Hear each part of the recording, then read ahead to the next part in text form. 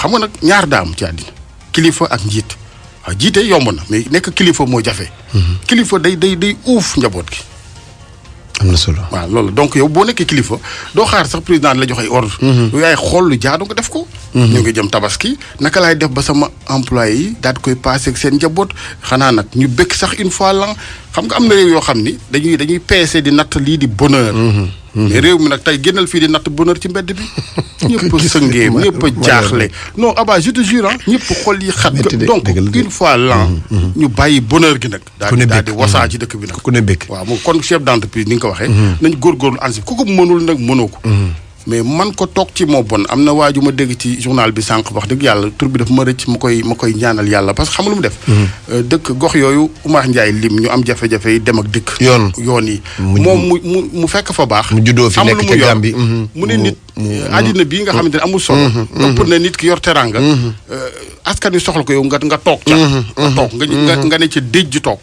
te nit ñi nga xam ne yow boo ca génne tuuti rek ñu daal di ñu noyyi ñoom am bonheur tuuti. xanaa yow dans ta vie di nga jéem a bégal bu doon sax benn fan nit ñi. wallaahi âge mooy li may wax mooy gis nga réew mi bu doon ku mës a toog sa kër rek ne Abba mi mës naa wax ba ma békk nga génne 100 francs jox ko du la wàññi dara mais bu 100 francs yooyu yëpp ñëwee ci man mën naa am lu mu def ci man te loolu mooy li nga wax rek mooy génne loo xam ne du la wàññi te bu demee ci ki nga li laay wax ci animateur journaliste man mënumaa wax lii nga wax te bëgg naa wax lii nga wax mais âge ñun xale yi ñun seeni doom seeni rakk ñun yéen mag ñi naka ngeen di def ak ñun parce que li ñuy dégg mooy ci coowal suuf ñu ne mag ñi séddoo nañu ko bu ñu ne coowal ay xawma ay nag la wala ay xar yu nekkoon fii ñu ne mag ñi ñoom ñoo ko séddoo est-ce que mag ñi parfois âge dinañ bàyyi xel xale yi nga xam ni ñoom ñooy seen i kilifa mag leen wala ñu nekk seen i waajur bu ñu màggee ëllëg lan la ñuy doon.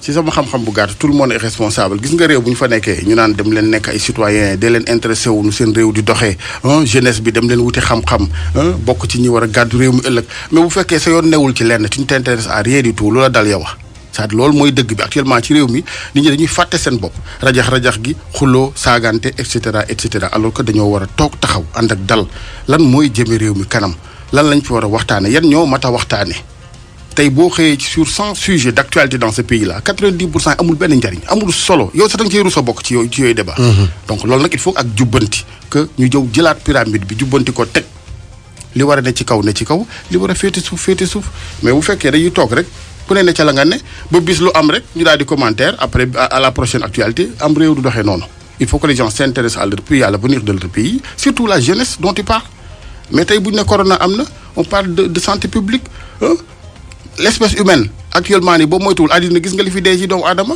pendant ce temps ngay cris koros ne ci plage bi naan damay football di bërëngu après ti di way réew mi ëllëgam tu ne t'intéresses à rien du tout donc lu la dal yow waaw kon bu àddunay metti ñun waruñoo toog fi naan lii daa fees mu ngi tuuru. léegi sax ñu naan tuurootul day toq ñun fi ñu toll nii ñun bu àddunay avancé ñun ñu ngi créé suñu ay feem bopp suñu ay wax yoo xam ni.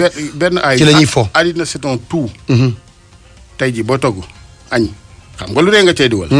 ceeb baag xorom saak lépp mais am nga xelum xanaa ak yamale mais boo bëggee xorom sa ëpp lépp.